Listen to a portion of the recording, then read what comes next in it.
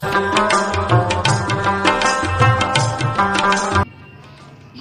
رفیق صاحب ډېر تږی یم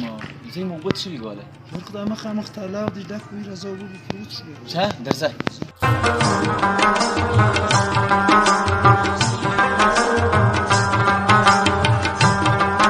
رفیق صاحب خو اوبه نشته تالاب خالي دی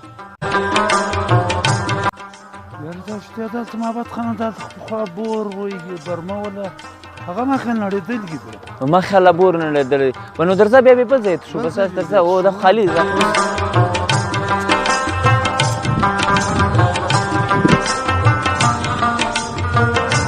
رفیق صاحب ګوره د ولو ای حال دی ولې رنګ وچ دلته به نو اوبه څه غواړي یاره نو دا خو معلومه ده نو اوبه دلته څه غواړي درځه بل ځای بیا رس غواړه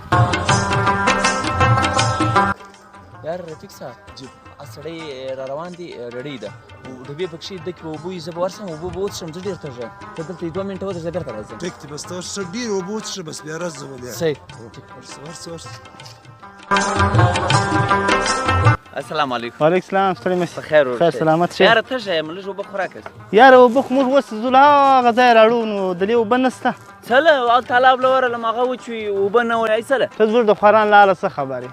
مور باندې د اوبو قدر نه وي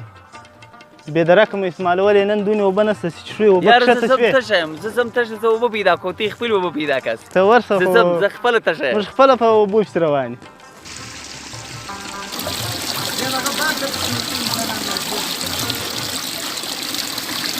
یو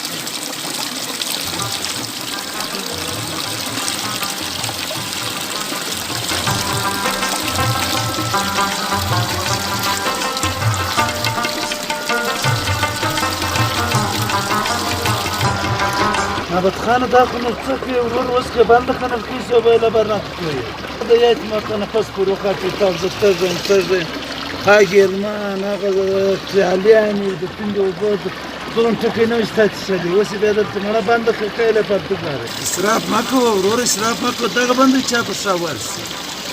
موږ خو د شي قدر نه کوو دغه رنګه یې بربادوو بیا غریبان اکسي چې زرکې هلکان په لسو پسې روان